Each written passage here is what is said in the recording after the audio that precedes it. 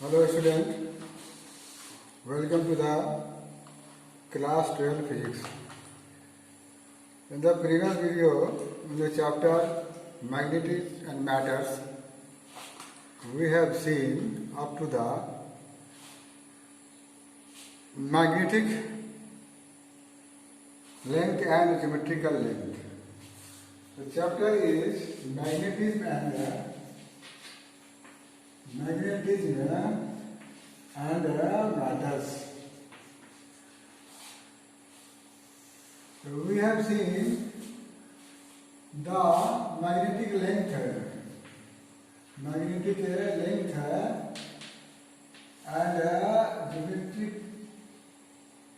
geometrical length.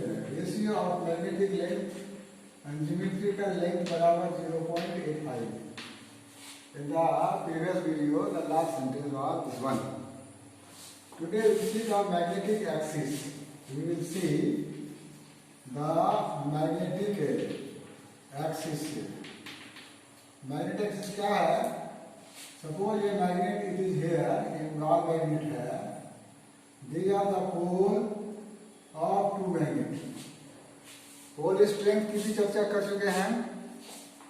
Where the force of attraction is the point where the force of attraction is maximum is called pole strength, and it lies near the end, not exactly at the end, near the end.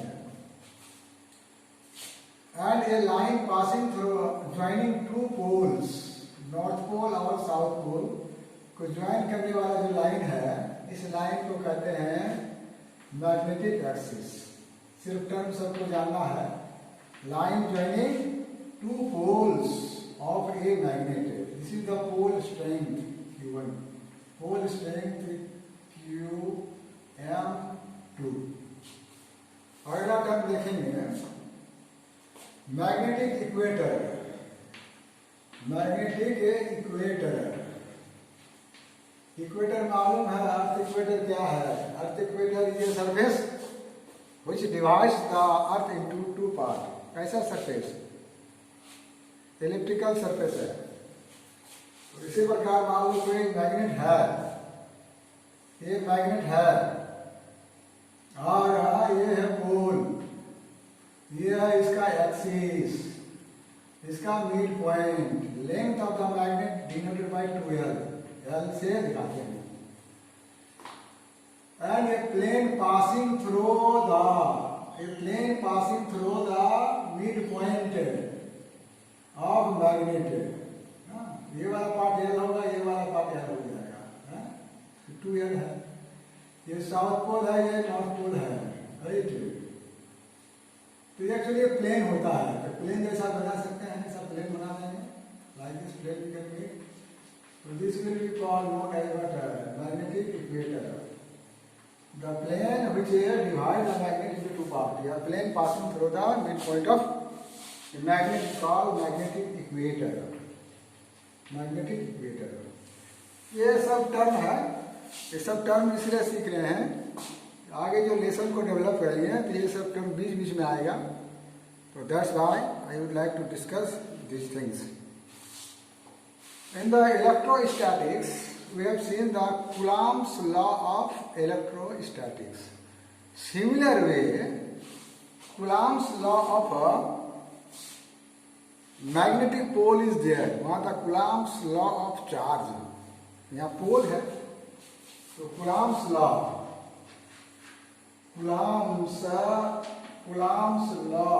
of a magnetic pole. Magnetic poles.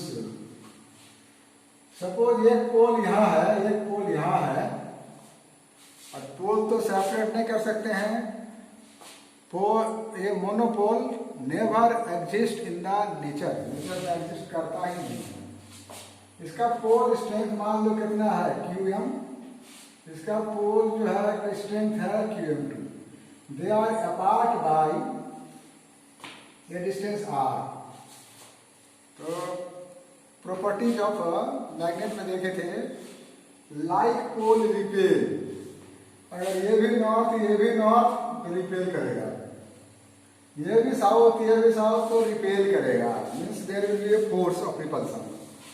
अगर एक south एक north होगा तो unlike poles attract, force of attraction होगा, ये F force है। इस force of attraction and repulsion between two poles of a magnet is known as what, वहां था इलेक्ट्रोस्टैटिक फोर्स, यहाँ हो जाएगा मैग्नेटिक फोर्स।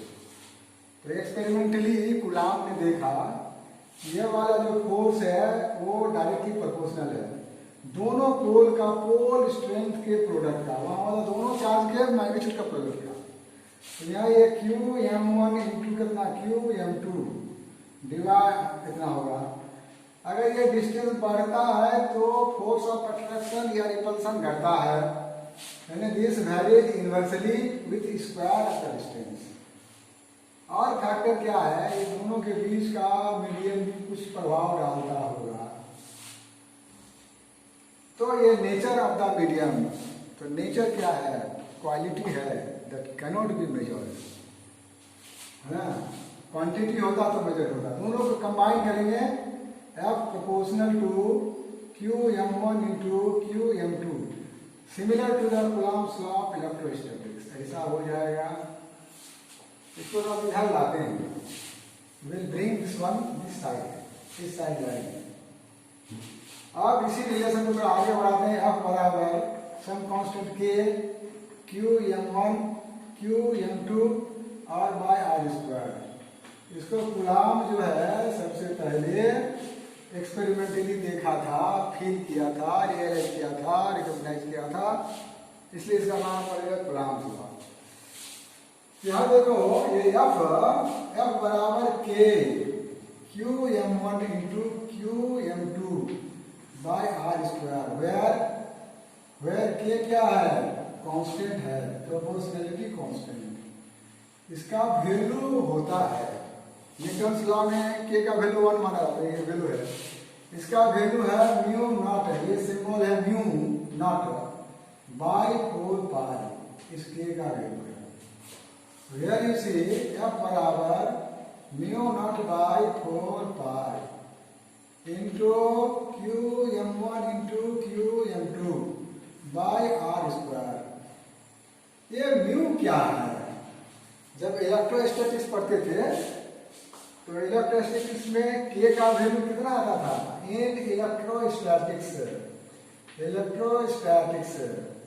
एफ वहां पर जैसे F proportional to Q one into Q two by R square, F बराबर K ये Q one into Q two by R square, और ये के का वैल्यू होता था कितना 1 बाय 4 पाई, ऐसा वाला सिंबल होता था वहां पर। This symbol was there in the electrostatics. दोनों में सिमिलरिटी है, too much similarity is there. यहाँ पर ये जो सिंबल है, इस सिंबल को कहते हैं एप्सिलॉन। क्या कहते हैं, एप्सिलॉन। ये ग्रीक अल्फाबेट है और इसका नाम है एप्सिलॉन, इस सिंबल का नाम है। और ये था परमिटिविटी, क्या था, परमिटिविटी, है ना, परमिटिविटी ऑफ, अगर 0 लगा रहेगा तो ऑफ एयर या क्या, और वैक्यूम। दोनों चार्ज के बीच का मीडियम अगर एयर को हटा के वाटर कर देंगे तो इसका वैल्यू बदल जाएगा, मीडियम चेंज होने से बदलेगा। सिमिलरली उसी प्रकार यहाँ पर जो है ना के का वैल्यू, ये Q1 Q2 बाई क्या हो गया आर स्क्वायर, वेयर इसका म्यू, सिंबल का नाम है म्यू, या म्यू, और म्यू नॉट हो गया, मतलब हो गया ये है परमियाबिलिटी ऑफ क्या, एयर, और क्या, वैक्यूम। इसका मतलब दोनों चार्ज के बीच, पोल के बीच क्या है, वैक्यूम है। इसका वैल्यू होता है, इसका वैल्यू कितना है, जैसे एप्सिलॉन नॉट, और एप्सिलॉन नॉट का वैल्यू कितना है 8.854 इंटू 10⁻⁻12 यूनिट होगा, यूनिट याद रखना है। म्यू नॉट का वैल्यू होता है 4 pi into what is there into 10⁻⁷ और क्या होता है यूनिट टी से टेस्ला मीटर पर एम्पीयर, ये यूनिट है। दूसरा यूनिट भी है जूल पर मीटर, याद रखना है ना, 1 मार्क्स क्वेश्चन में आएगा। दिस इज देयर, ये है कूलम्ब्स लॉ ऑफ इसका है, राइट। तो इसमें हम लोग जो है इसका यूनिट निकाल सकते हैं। तो कूलम्ब्स लॉ जो है याद रखना है। अब हम लोग देखेंगे नया terminology, Coulomb's law of magnetic poles या मैग्नेटिज्म। अब देखेंगे हम लोग जैसे इलेक्ट्रिक डाइपोल बने थे उसी तरह होगा मैग्नेटिक डाइपोल, मैग्नेटिक डाइपोल। तो डाइपोल जो है मतलब इसे दो पोल होगा, नॉर्थ और क्या है south, north and south pole होगा, राइट। लेंथ होगा 2L। अब आएगा magnetic dipole moment, magnetic dipole moment, electric dipole moment P होता था, मैग्नेटिक डाइपोल मोमेंट को दिखाया जाता है M। इलेक्ट्रिक डाइपोल मोमेंट क्या था, प्रोडक्ट ऑफ आइदर चार्ज और वो डाइपोल का लेंथ। ये भी है प्रोडक्ट ऑफ क्या आइदर पोल इनटू लंबाई 2L के बराबर होगा, मतलब M बराबर इतना। डेफिनेशन वही है जो इलेक्ट्रिक डाइपोल में लिखे थे। It is the product of either pole strength multiply by length of the dipole. इसका यूनिट क्या होगा, unit of M. Pole strength का यूनिट कितना है, एम्पियर मीटर, और लेंथ का यूनिट क्या है, मीटर। तो हो जाएगा क्या, एम्पियर मीटर स्क्वायर, ये आ जाएगा। अब डाइपोल कौन कौन हो सकता है, इलेक्ट्रिक डाइपोल कौन कौन हो सकता है। तो ये डाइपोल का प्रकार क्या है, ए magnet is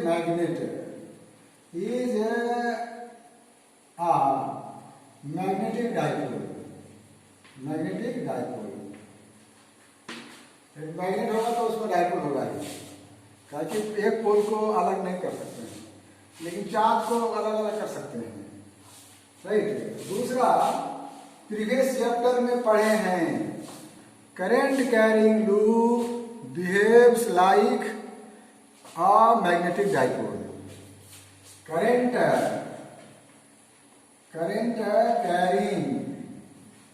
carrying loop nature में मिलता है, loop behaves as magnetic dipole, मतलब इसके पास भी डाइपोल होगा, नॉर्थ और साउथ। जैसे एक लूप ले लिया, ऐसा लूप ले लिया, इससे करंट पास करा रहे हैं, करंट मान लो ऐसे पास करा दीजिए, ठीक है। तो ये जो है ऐसे जा रहा है, क्लॉकवाइज जा रहा है, यानी इसको हम लोग ऐसे कर सकते हैं, है ना। मतलब ये क्या बन गया, साउथ पोल, उसके पीछे वाला क्या होगा, नॉर्थ पोल, राइट। अगर करंट को पलटी मार देंगे ऐसे, ये हो गया तुम्हारा कौन वाइज, एंटी क्लॉकवाइज। इसको हम लोग ऐसे सिंबॉलिक लिख सकते हैं, यहाँ दिख रहा है। अगर लूप में एंटी क्लॉकवाइज करंट पास कर रहा है तो लूप का जो फेस होगा वो नॉर्थ पोल होगा, और उसका बैक साइड जो होगा वो क्या होगा, साउथ पोल होगा। ऐसे आइडेंटिफाई करने का तरीका है। अगर क्लॉकवाइज करंट जा रहा है तो लूप का करंट कैरिंग लूप का यह वाला फेस क्या होगा, साउथ पोल, तो उसके पीछे वाला क्या होगा, नॉर्थ पोल। तो साउथ और नॉर्थ हो गया, मतलब डाइपोल हो गया। अब जो है even an atom is a magnetic dipole. एक एटम जो है ना, अगला है even an atom, चलो इधर देखते हैं, है ना। ये तो मैग्नेटिक, एक मैग्नेट जो है मैग्नेटिक डाइपोल है, करंट कैरिंग लूप भी मैग्नेटिक डाइपोल है। अब an atom is a magnetic dipole. Magnetic dipole, एक एटम भी मैग्नेटिक डाइपोल है, कैसे होगा? एटम क्या मैग्नेटिक डाइपोल हो, उसमें कहाँ से रहेगा नॉर्थ पोल और साउथ पोल, कहाँ से जनरेट होगा? तो देखते हैं, प्रैक्टिकली देखते हैं कि क्या होता है। राइट, सपोज एक एटम है, ये एटम है ऐसा, ये इसका न्यूक्लियस है, न्यूक्लियस में प्रोटॉन और न्यूट्रॉन है, राइट, न्यूक्लियस हो गया। और इलेक्ट्रॉन क्या करता है? न्यूक्लियस के चारों तरफ डिफरेंट ऑर्बिट में ट्रैवल करता है। तो वो ये ऑर्बिट है, यहाँ पर एक इलेक्ट्रॉन पकड़ो, मतलब ये नेगेटिव पकड़ लिया। इलेक्ट्रॉन कैसे मूव करता है? एंटी क्लॉकवाइज, माने ये इधर ऐसे आएगा, भाग नहीं पाएगा, क्योंकि यहाँ कौन सा फोर्स लग रहा है? इलेक्ट्रॉन नेगेटिव और न्यूक्लियस पॉजिटिव, दोनों के बीच फोर्स लग रहा है। इलेक्ट्रॉन का चार्ज है, प्रोटॉन का चार्ज है, एक दूसरे के अपोजिट चार्ज है, कैसा फोर्स लगेगा? That force will be attractive and electrostatic force. यही फोर्स क्या प्रोवाइड करेगा? सेंटीपिटल फोर्स प्रोवाइड करेगा। इसको हम लोग देखेंगे एटम चैप्टर में। और जब यहाँ आएगा तो इधर भागने की कोशिश करेगा, लेकिन अंदर वाला फोर्स पकड़े रहेगा, इलेक्ट्रिसिटी फोर्स, जो कि सेंटीपिटल फोर्स कहलाएगा। इलेक्ट्रॉन ऐसे घूम रहा है, तो इलेक्ट्रॉन के मोशन के अगेंस्ट में किसका डायरेक्शन होता है? कन्वेंशनल करंट का डायरेक्शन होता है, पता है ना? इन द इलेक्ट्रॉन के डायरेक्शन में जो करंट है, flow of electron, electronic current, लेकिन उसके अपोजिट डायरेक्शन में क्या लेते हैं? Conventional current. और कन्वेंशनल करंट से ही डायरेक्शन डिसाइड करते हैं, सारा सिस्टम ऐसा है। इलेक्ट्रॉन के डायरेक्शन में करंट का डिसीजन नहीं होता है ना? तो अब देखो, ये जो लूप बन गया, ये क्या बन गया? ये एटम का जो ऑर्बिट है, एक लूप बन गया। इस लूप में करंट ऐसे जा रहा, तो करंट कैरिंग लूप हो गया। तो current carrying loop behaves as what? Magnetic dipole. अब ये करंट ऐसे जा रहा है, कौन सा वाइज जा रहा है? क्लॉकवाइज जा रहा है, मतलब ये वाला फेस, एटम का ये वाला फेस क्या बन जाएगा? साउथ पोल बन जाएगा। उसके पीछे वाला फेस क्या बनेगा? नॉर्थ पोल बनेगा। मतलब ये मैग्नेटिक डाइपोल बन गया। This fact exist in the nature. हम लोग फील कर सकते हैं ना, इलेक्ट्रॉन घूमता है। जिस दिन घूमना बंद कर देगा, सारा का सारा इलेक्ट्रॉन न्यूक्लियस में गिर जाएगा, पॉजिटिव नेगेटिव न्यूट्रलाइज होकर के समाप्त हो जाएगा, एटम समाप्त हो जाएगा। एटम अगर समाप्त हो जाएगा तो मैटर समाप्त हो जाएगा, क्योंकि एटम से मिलकर के ही मैटर्स बनता है। अब मैटर्स जब समाप्त हो जाएगा तो ये पूरा नेचर समाप्त हो जाएगा। लेकिन इलेक्ट्रॉन तो रुकेगा नहीं, है ना? ईश्वर ने उसको इस तरह से विल करके छोड़ दिया है कि वो चलते रहेगा। जब तक चल रहा है तब तक ही है बचा हुआ है, चलना बंद, खत्म। इसलिए कहा गया है, चलती का नाम जिंदगी है। ऐसे गाड़ी है, बोलता है गाना में, चलते जाना है ना? अब प्रीवियस वीडियो में हम लोग प्रीवियस चैप्टर में देखे थे मैग्नेटिक फील्ड लाइंस। तो magnetic field lines first time introduce by Michael Faraday to represent the nature of the magnetic field. फिर प्रॉपर्टी वगैरह पढ़े थे। Magnetic field lines originate from north pole and enter at the south pole. No two electric field magnetic field lines intersect each other, right, and that is side wise बढ़ता है। ये सारा चीज हम लोग देखे हैं, प्रॉपर्टीज ऑफ मैग्नेटिक फील्ड को देखे हैं, ठीक है। अब हम लोग आज जो नया चीज देखेंगे जो सिलेबस में है, एक्चुअली इस चैप्टर का सिलेबस जो है इसी यहीं से शुरू होता है, लेकिन उसको डेवलप करने के लिए ये ideas, basic ideas are very much essential. तो क्या है कि अभी जो पहले देखे हैं, यहाँ देखे हैं, current carrying loop behave like a magnetic dipole. ये हम लोग देखे हैं। तो ये तो हम लोग थ्योरेटिकली बता दिए कि क्लॉकवाइज करंट जाएगा तो साउथ पोल होगा और एंटी क्लॉकवाइज जाएगा तो ये फिर नॉर्थ पोल होगा। इसको डिसाइड करने के लिए राइट हैंड थंब रूल है। ऐसे करंट जा रहा है, इसको समेटो, ऐसे जा रहा है यानी मैग्नेटिक फील्ड लाइन इधर से निकलेगा। जिधर से मैग्नेटिक फील्ड लाइन निकलता है वो नॉर्थ पोल होता है। तुमने देखा है अगर कोई मैग्नेट है, ये नॉर्थ पोल है साउथ पोल है, यहाँ से निकलता है, ये कन्वेंशन है, और इन कहाँ से होता है साउथ से। इसको क्लॉक ये चल रहा है एंटी क्लॉकवाइज, तो समेटेंगे तो ऐसे मतलब फील्ड लाइन से जा रहा है, मतलब पक्का ये नॉर्थ पोल है। इसको ऐसे समेटेंगे तो फील्ड लाइन से अंदर जाएगा, मतलब उधर वाला नॉर्थ पोल तो ये वाला साउथ पोल होगा। ये मतलब कि तरीका है कि कोई डिसाइड करने का नॉर्थ और साउथ। यही चीज जो है जब हम लोग सोलेनॉइड पढ़ रहे थे पिछले चैप्टर में, तो सोलेनॉइड का करंट का डायरेक्शन में होल्ड करते थे, थंब जिस डायरेक्शन में होता था उधर वाला एंड नॉर्थ पोल डिसाइड हो जाता था, है ना। तो को रिलेटेड है, ये चर्चा कर चुके हैं। और जो सिलेबस स्टार्ट होता है, क्योंकि अभी डिलीट कर दिया है, बहुत सा पार्ट डिलीट कर दिया है, अभी तक पढ़ने के बाद तब हम लोग करते हैं कि magnetic field on the axial position, on the equatorial position, क्योंकि इलेक्ट्रिक डाइपोल की तरह मैग्नेटिक डाइपोल भी है। फिर जो है डाइपोल को, इलेक्ट्रिक डाइपोल को जब रखते थे इलेक्ट्रिक फील्ड में तो टॉर्क एक्सप्रेस करता था, उसी तरह से मैग्नेटिक फील्ड को डालेंगे मैग्नेटिक फील्ड में तो टॉर्क एक्सप्रेस करेगा, एनर्जी स्टोर होगा। ये सारा पोर्शन डिलीट कर दिया इस बार, कोरोना से प्रभावित होने के कारण उसको डिलीट किया गया है। डिलीट करके शॉर्ट किया गया है और आया है द करंट कैरिंग लूप। क्या current carrying a loop, loop as a magnetic dipole, है ना। इसको प्रूफ करना है, थ्योरेटिकली प्रैक्टिकली प्रूफ करना है कि सही में current carrying loop magnetic dipole की तरह काम करता है।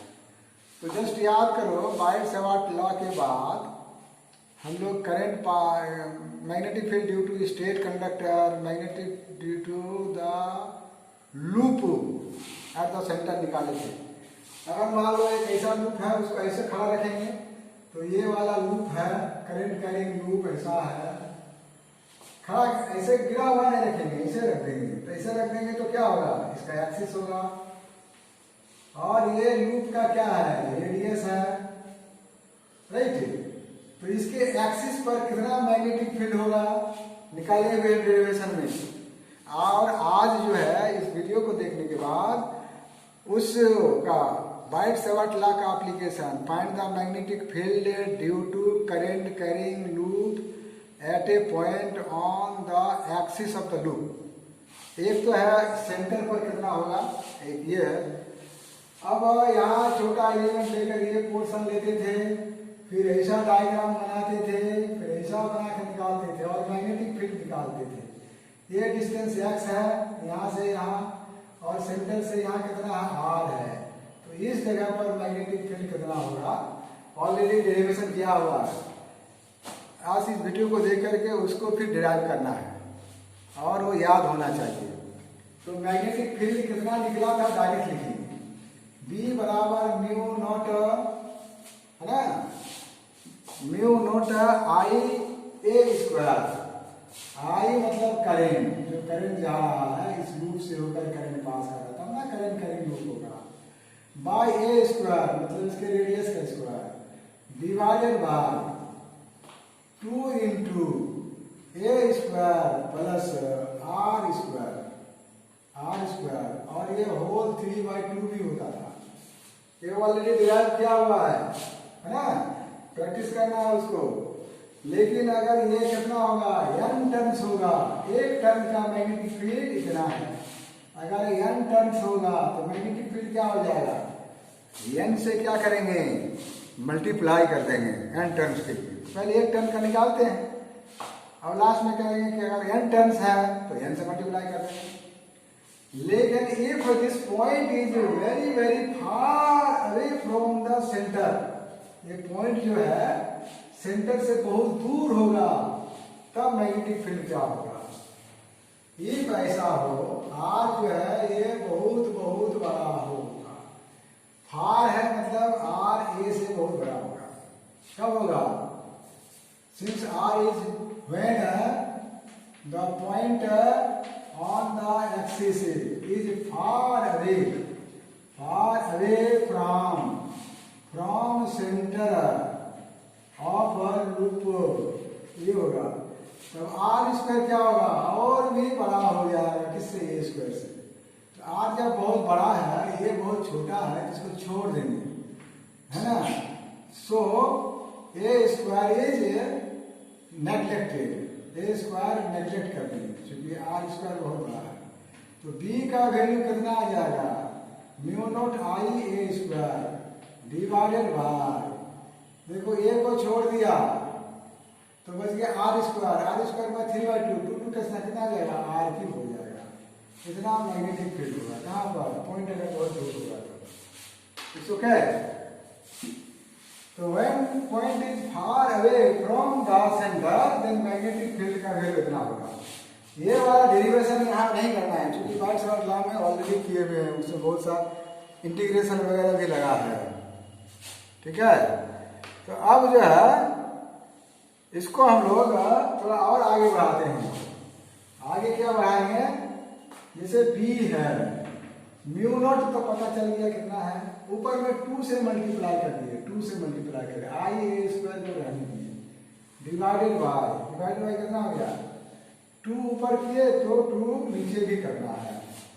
और यहाँ पर प्रोबेबली क्या होता है? पाई होता है, 2 पाई रहता है, वो छोड़ रहा था पाई, 2 पाई ना, 2 पाई रहेगा, नहीं 2 पाई रहेगा, ये जो है 2 ही रहता है, 2 रहेगा।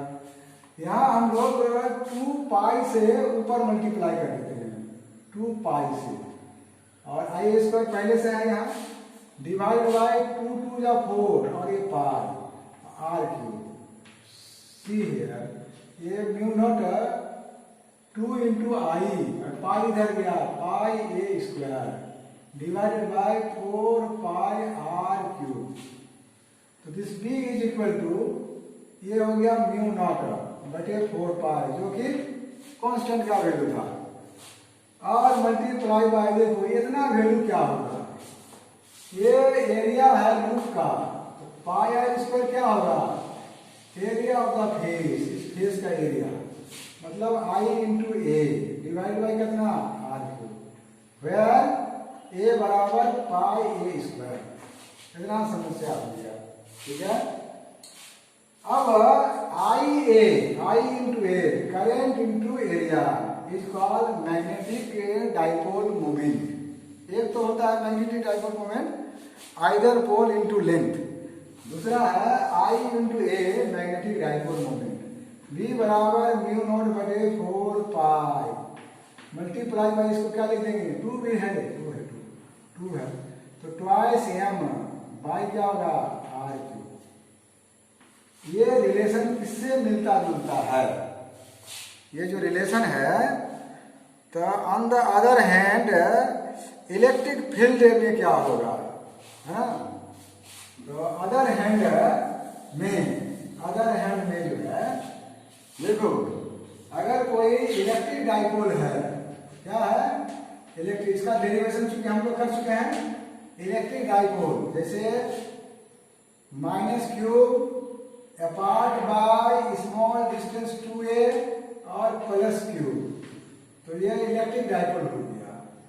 इसका ये कौन सा होगा? एक्सिस में फार पॉइंट पर, और यहां से वो है, ये डिस्टेंस मान लो r हो गया, ये दिस इज ए। तो इलेक्ट्रिक फील्ड, ये मैग्नेटिक फील्ड हुआ, electric field in the on the axis of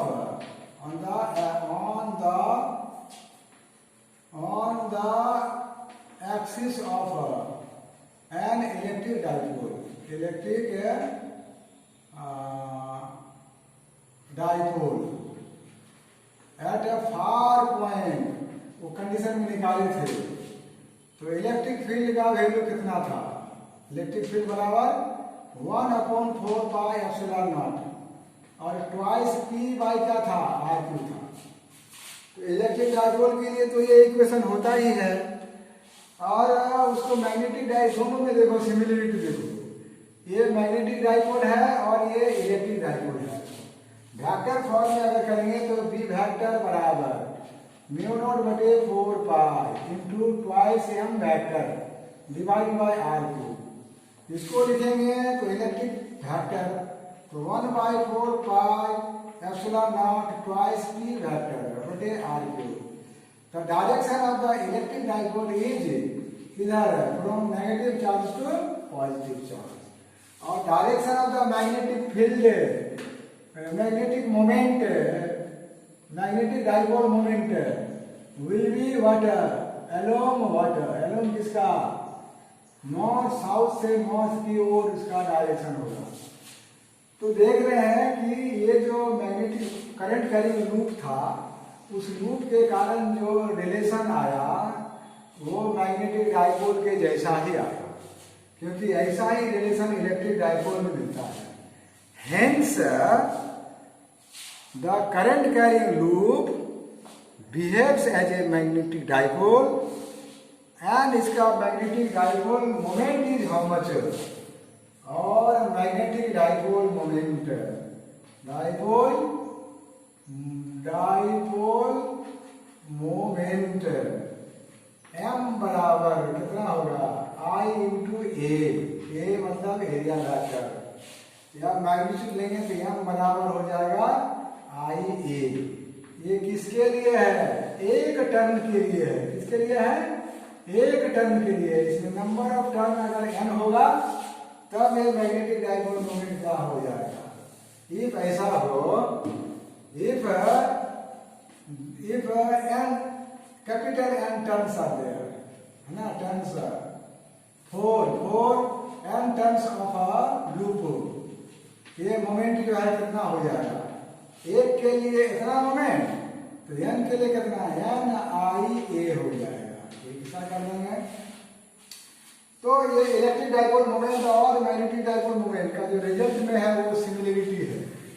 ये कांस्टेंट के जगह पर है, ये कांस्टेंट के जगह पर है।